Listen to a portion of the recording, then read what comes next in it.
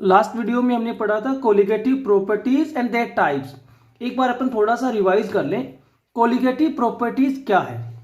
किसी भी सॉल्यूशंस की ऐसी प्रॉपर्टी जो कि सॉल्यूशन में present number of particles of solute या number of moles of solute पे डिपेंड करती है। They are known as colligative properties. सीधे शब्दों में कह दे तो अमाउंट पे डिपेंड करने वाली प्रॉपर्टीज है। किसके अमाउंट पे? सॉल्यूट के अमाउंट पे डिपेंड करने वाली प्रॉपर्टीज है, जिनको हम क्या बोल रहे हैं? Colligative properties. तो are the properties of a solution depends only on number of particles और number of moles of solute, known as colligative properties. और ये 4 टाइप्स की होती है। Relative lowering in vapour pressure, जिसको शॉर्टर टर्म में हम लोग RLVP बोल देंगे।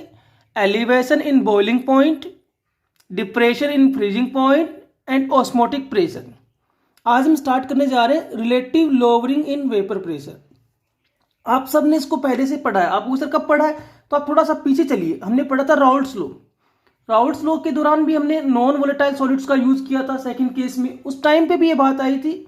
और उससे थोड़ा पीछे चले तो हमने पढ़ा था लोअरिंग इन वेपर प्रेशर। आप लोग सब जानते हो कि प्योर लिक्विड, चाहे वो सॉल्वेंट हो चाहे वो सॉल्यूट हो, प्योर स्टेट में जो वेपर प्रेशर होता है वो हमेशा मिक्सचर के कंपैरिजन में, सॉल्यूशन के कंपैरिजन में हायर होता है, ज्यादा होता है। ये हमने पढ़ा था। तो प्योर ए हो या प्योर बी हो, ए और बी तो टर्म्स है ना, they are using for solvent and solute. पर कोई भी प्योर लिक्विड है, उसमें जब आप कोई बाहर से एक्सटर्नल सब्सटेंस को ऐड करेंगे तो क्या होता है कि उसके वेपर प्रेशर में डिक्रीजमेंट होता है। और वो जो डिक्रीजमेंट है that is called lowering in vapour pressure. आप उसको यूं समझ सकते हैं। देखिए एक बार फिर से, हालांकि ये पढ़ा हुआ आप लोगों का कि एक कंटेनर है हमारे पास, एक चेंबर मान लीजिए, एक फ्लास्क मान लीजिए, एक बोतल मान लीजिए। इस कंटेनर में एक लिक्विड ए भरा हुआ है। तो ये सारे पार्टिकल किसके हैं भाई? इसमें एक ही टाइप का लिक्विड ए है तो सारे पार्टिकल ए के हैं। ये जो ए लिक्विड है ये वोलेटाइल नेचर का है। नेचर कैसा है इसका? Volatile nature. वोलेटाइल नेचर का लिक्विड है तो वैसे भी लिक्विड वोलेटाइल होते हैं। तो ये जो ए लिक्विड हमने यूज किया है ये वोलेटाइल नेचर का है। तो इसकी क्या बनेगी? वेपर बन जाएगी अपने आप। तो इस तरीके से इसकी वेपर पार्टिकल्स है। और ये जो वेपर पार्टिकल्स है ये सरफेस पे क्या लगा रहे हैं? वेपर प्रेशर क्रिएट कर रहे हैं। ठीक है। और वो जो वेपर प्रेशर हमने क्रिएट किया है, या ए के मॉलिक्यूल्स ने, ए के वेपर मॉलिक्यूल्स ने जो वेपर प्रेशर अप्लाई किया, that is denoted by PA note. ये जो नोट लगाया है ये for the pure state use किया हमने। तो नोट जब लगता है तो अपन ये समझ लेते हैं कि this is the vapour pressure of substance in pure state. तो PA नोट का मतलब क्या हो गया? Vapour pressure of A in pure state. अब देखिए हम लोग क्या करने वाले हैं कि दूसरे कंटेनर में एक सॉल्यूशन बनाएंगे। ठीक है। और क्या करके बनाएंगे? इस वाले कंटेनर में हम लोग अब ऐड करने वाले हैं लाकर एक नॉन वोलेटाइल सॉल्यूट। मैं क्लियर कर दूं, यहां जो सॉल्यूट यूज करेंगे वो कैसा है? नॉन वोलेटाइल सॉल्यूट यूज करने वाले हैं बी। और उसके तो कोई अमाउंट इसमें, स्मॉलर अमाउंट इसमें ऐड कर देंगे। तो एक बात समझना, जब इसमें बी वाले पार्टिकल ऐड करेंगे तो सरफेस पर क्या होगा?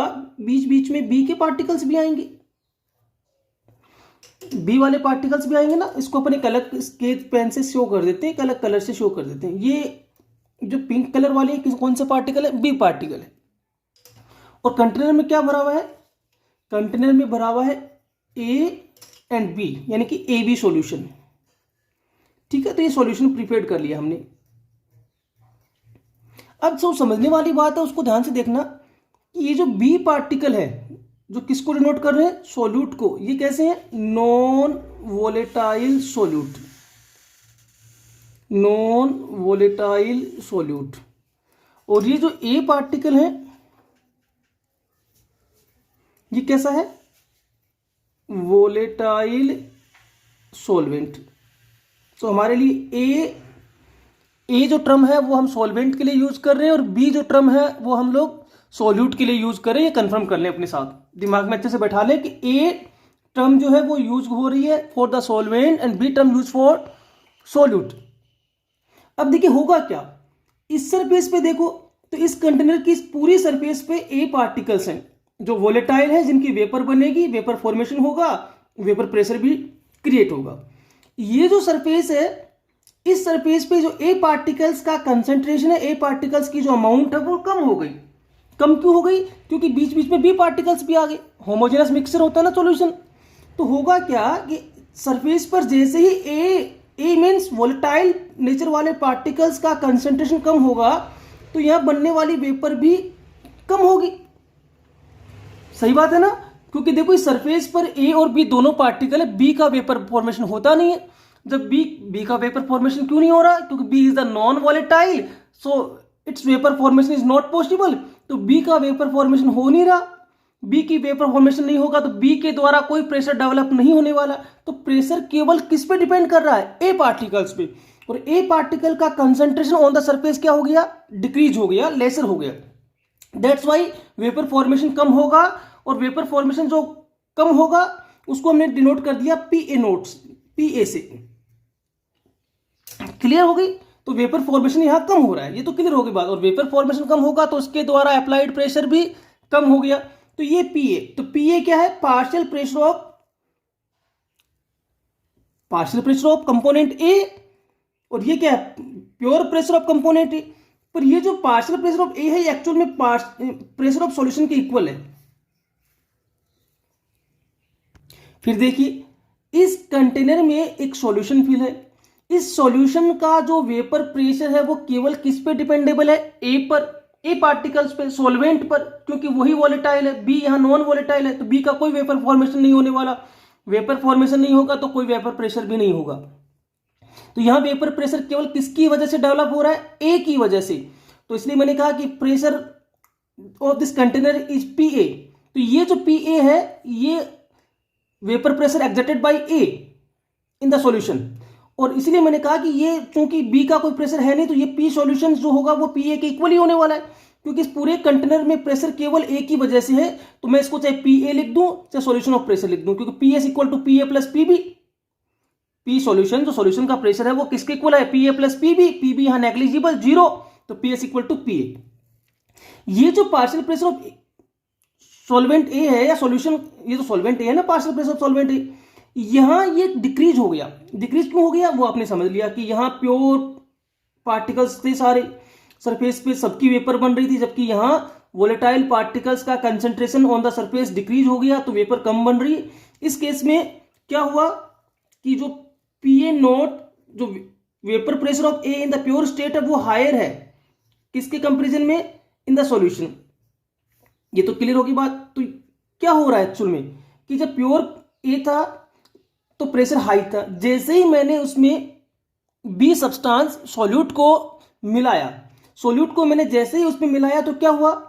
वेपर प्रेशर में डिक्रीजमेंट हो गया। और वो डिक्रीजमेंट यहां दिखाई दे रहा है, किसकी वजह से हो गया? क्योंकि ए पार्टिकल्स का सरफेस पे नंबर कम हो चुका है, जिसकी वजह से वेपर कम बन पा रही है। उस कारण से वेपर प्रेशर में क्या हो रहा है? डिक्रीजमेंट हो रहा है। That decreasement is called lowering in vapour pressure. और कैसे निकालेंगे? डिफरेंस निकालना है, तो del P equal to higher amount, यानी कि P A not minus P A, और ये जो डेल पी है that is called lowering in vapour pressure. तो ये डेल पी क्या आ गया? डिफरेंस ऑफ वेपर प्रेशर, यानी कि ये वो अमाउंट है जो डिक्रीज हुई है, और इसको हम कह देते हैं lowering in vapour pressure. Lowering in vapour pressure. Clear हो गई बात?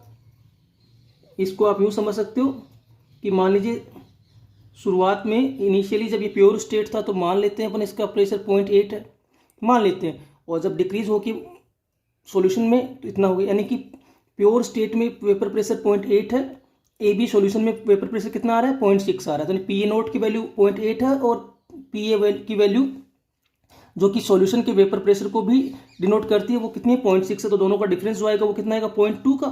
तो ये 0.2 किसको डिनोट कर रहा है? डेल पी को, लोअरिंग इन वेपर प्रेशर को डिनोट कर रहा है ना। समझ में आ गई बात? तो डेल पी हो गया। अब एक बात बताइए, अगर मैं इस पे बी के अमाउंट यानी कि नॉन वोलेटाइल सोल्यूट के अमाउंट बढ़ा दूं, इंक्रीज कर दूं, तो अगर मैं इसमें नॉन वोलेटाइल सोल्यूट बी के अमाउंट इंक्रीज कर दूं तो यहाँ बी के पार्टिकल्स का नंबर और बढ़ जाएगा। बी के पार्टिकल्स का नंबर बढ़ जाएगा, इसका मतलब ए के पार्टिकल्स का नंबर सरफेस पे क्या होता जा रहा है? कम होता जा रहा है। ए के पार्टिकल यानी कि वोलेटाइल पार्टिकल्स की प्रेजेंस सरफेस पे जैसे जैसे कम होगी, यहाँ बनने वाली वेपर और भी कम हो जाएगी, क्योंकि बी का वेपर तो बनना ही नहीं है।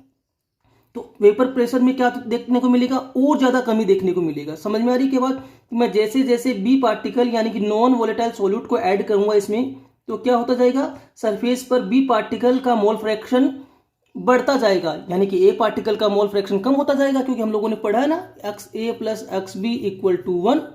तो अगर एक्स बी इंक्रीज हो रहा है, मोल फ्रैक्शन यानी कि इसकी अमाउंट बढ़ा रहे हो, तो इसकी अमाउंट कम हो जाएगी। तो सरफेस पर धीरे धीरे जैसे जैसे बी पार्टिकल ऐड करते गए, ए पार्टिकल्स का, वोलेटाइल पार्टिकल्स का कंसंट्रेशन कम होता जाएगा, तो यहाँ बनने वाली वेपर कम होती जाएगी। वेपर कम फॉर्मेशन कम होगा तो वेपर प्रेशर भी कम होता जाएगा। इसका मतलब ये हो गया कि जैसे जैसे आप नॉन वोलेटाइल सॉल्यूट के अमाउंट, नंबर ऑफ मोल्स और ज्यादा ऐड करेंगे, वैसे वैसे लोअरिंग इन वेपर प्रेशर बढ़ता ही जाएगा। लोअरिंग इन वेपर प्रेशर बढ़ने का मतलब वेपर प्रेशर में लगातार कमी आती ही जाएगी। तो इसके मतलब तो ये हुआ कि डेल पी जो है वो प्रोपोर्शनल है एक्स बी के। एक्स बी क्या है, मोल fraction of non volatile solute, mole fraction of non volatile solute. सही है ना। तो इसका मतलब जैसे जैसे नॉन वोलेटाइल सॉल्यूट का अमाउंट ही तो है मोल फ्रैक्शन, कंसंट्रेशन यूनिट है ना। तो जैसे जैसे नॉन वोलेटाइल सॉल्यूट का अमाउंट आप सॉल्यूशन में बढ़ाते जाएंगे, इंक्रीज करते जाएंगे, वैसे वैसे वेपर प्रेशर में डिक्रीजमेंट होता जाएगा, यानी कि लोअरिंग इन वेपर प्रेशर उतना ही ज्यादा होता जाएगा। कैसे, देखो 0.8 0.6 अगर आपने और अमाउंट डिजोल्व की तो ये 0.6 से घटकर 0.5 हो गया, तो डिफरेंस कितना हो गया 0.8 और 0.5 का 0.3, और कम होगा भले 0.4 हो जाए तो डिफरेंस कितना हो जाएगा 0.4। तो लगातार जो डिक्रीजमेंट वैल्यू है वो बढ़ती जा रही है, यानी डिफरेंसेस बढ़ता जा रहा है 0.2 0.3 0.4। तो लोअरिंग इन वेपर प्रेशर बढ़ता जा रहा है, यानी कि प्रेशर में क्या होती जा रही है, कमी होती जा रही है, डिक्रीजमेंट होता जा रहा है। समझ में आ गई बात। तो ये सब चीजें आप जानते हो, ये लोअरिंग इन वेपर प्रेशर के बारे में बताने की जरूरत नहीं है। अब देखिए, अगर मैं इसको थोड़ा सा आपको राउल्ट्स लॉ याद दिलाऊं, तो आपने पढ़ा था फ्रॉम राउल्ट्स लॉ।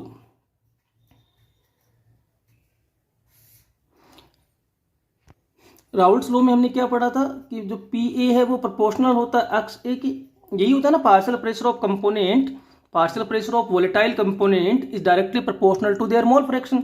इक्वलिटी में लाए तो क्या होगा, P A equal to P A naught X A. ये वैल्यू अगर मैं इक्वेशन 1 में रख दूं तो क्या आएगा, del P equal to P A not minus P A naught X A. Clear हो गया। एक्स ए क्या होता है आपको पता ही है, एक्स ए होता है 1 minus X B, X A plus x B equal to 1 होता है। तो इसके अकॉर्डिंग कर लें सोल्व करिए, तो ये आता है P A not minus P A 1 minus X B, ये सॉरी ये पी ए नॉट है ना बेटा। हाँ, अब देखिए क्या होगा, सोल्व करिए तो P A not minus P A naught plus P A naught X B, P A naught से पी ए नॉट कैंसिल हो गया, तो ये del P equal to P A naught X B. और आप अगर इसको सोल्व करें तो क्या आता है, del P upon P A naught equal to X B. ये ध्यान रखने की बात है। अब दोनों में क्या फर्क है, देखिए मैं कह रहा हूँ लोअरिंग इन वेपर प्रेशर जो होता है वो तो मोल फ्रैक्शन के प्रोपोर्शनल है। तो del P upon P A naught जो टर्म है, del P upon P A naught, जिसको आप ऐसे भी लिख सकते हो ना, डेल पी की जगह क्या लिख सकते हो, P A not minus P A upon P A naught. देखो del P equal to P A not minus P A, ये है R L V P, relative lowering in vapour pressure, और वो मोल फ्रैक्शन के equal है। तो थोड़ा सा ही तो फर्क है कि लोअरिंग इन वेपर प्रेशर वो मोल फ्रैक्शन के प्रोपोर्शनल है, और relative lowering in vapour pressure वो मोल फ्रैक्शन के इक्वल है। किसके अकॉर्डिंग, राउल्ट्स लॉ के अकॉर्डिंग। और पी ए जो होता है पार्शियल प्रेशर ऑफ कंपोनेंट ए है, वो सॉल्यूशंस के वेपर प्रेशर के इक्वल है। तो हो सकता है कि नोट्स में या बुक्स में आपको क्या देखने को मिले, पी ए की जगह पी एस लिखा हुआ मिल जाए इस फॉर्म फाइनल टर्म में, तो कोई कंफ्यूजन नहीं है, क्योंकि P A equal to P S, दोनों वैल्यू तो सिमिलर है। ठीक है, तो ये आपका क्या है, राउल्ट्स लॉ के अकॉर्डिंग आपने पढ़ लिया, relative lowering in vapour pressure RLVP is equal to the mole fraction of solute. सही है ना, RLVP of a solution is equal to the mole fraction of solute. तो आप एक बात तो समझ गए यहां से, इस वाले पोर्शन से एक बात ये समझ में आई कि as the number of moles कह दो, पार्टिकल कह दो, एक बात मोल बढ़ाएंगे तो पार्टिकल नंबर ऑटोमेटिकली बढ़ जाएगा। As the number of moles of solute increases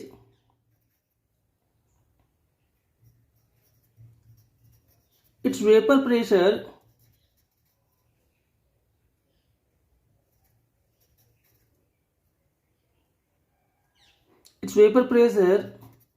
it starts decreasing।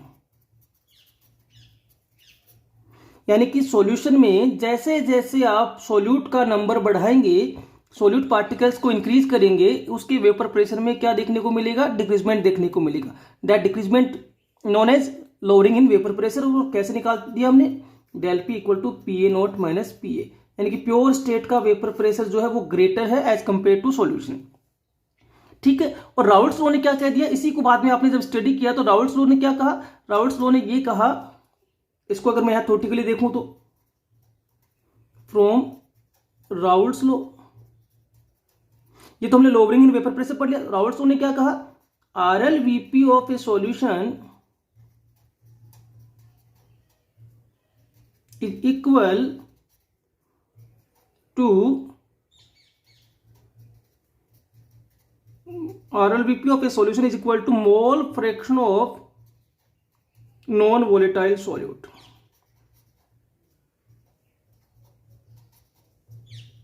है ना? यानी कि PA naught minus PA upon PA naught equal to XB।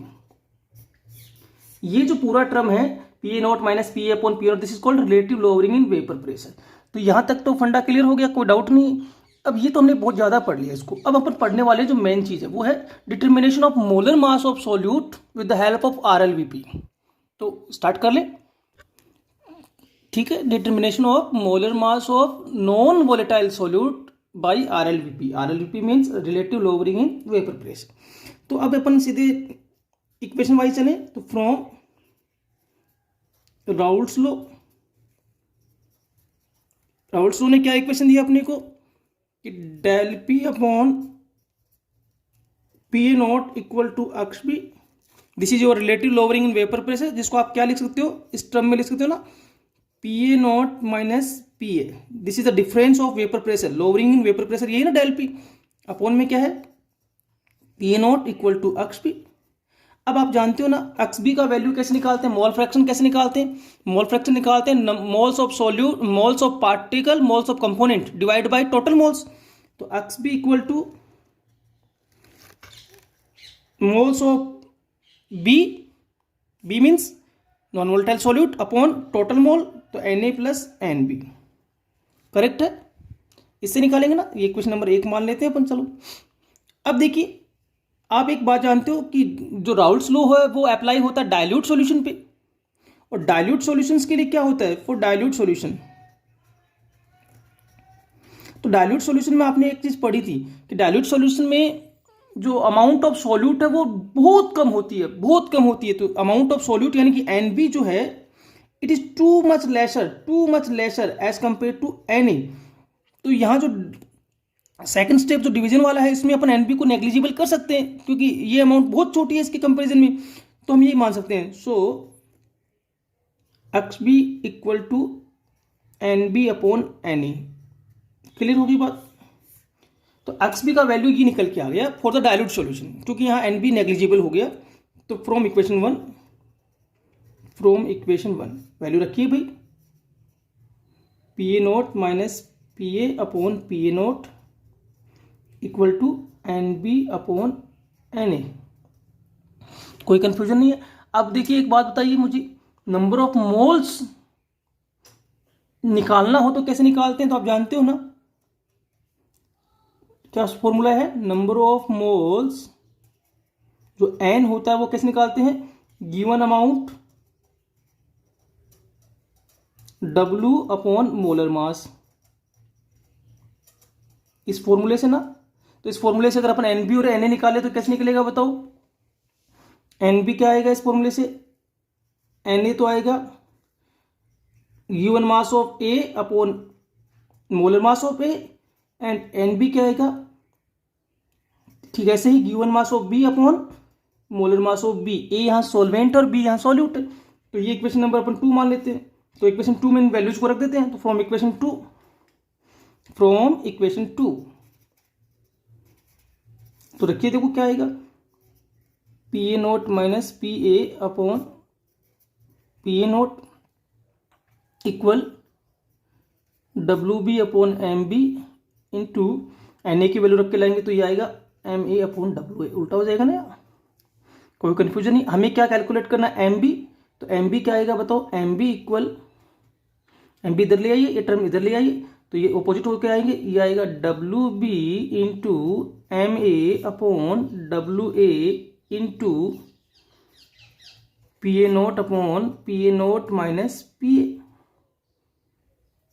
ये फॉर्मूला आ गया अपने पास। इस फॉर्मूले की हेल्प से हम क्या निकाल सकते हैं, सॉल्यूट का मोलर मास डिटरमाइन कर सकते हैं। तो आरएलबीपी की हेल्प से हमने क्या निकाल लिया, मोलर मास ऑफ सॉल्यूट। कोई कंफ्यूजन नहीं है।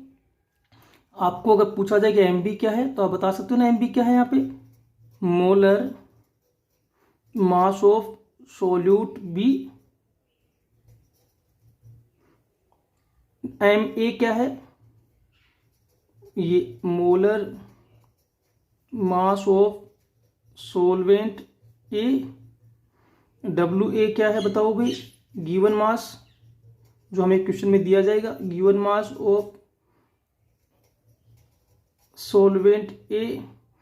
पी ए नोट बताइए भाई, vapour pressure of A in pure state, सही बात है ना, नोट लगा है। और पी ए क्या है बताओ, पार्शियल प्रेशर ऑफ ए। पर यहां ध्यान देना है, पार्शियल प्रेशर ऑफ ए जो है किसके इक्वल होता है, इट इज इक्वल टू